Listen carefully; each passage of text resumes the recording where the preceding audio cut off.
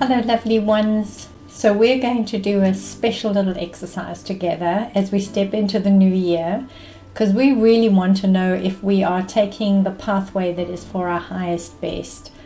And we can choose that pathway when we tap into the part of us that is guiding us, the light aspect of us and our higher self.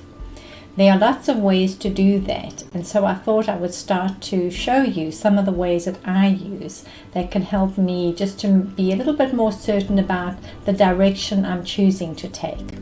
So join me on the 8th and the 15th of January 2022.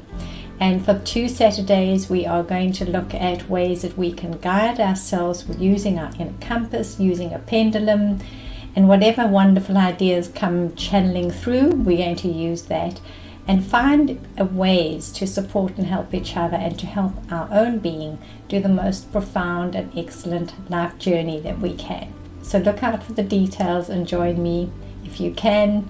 It's going to be wonderful. Thank you for you. Take care.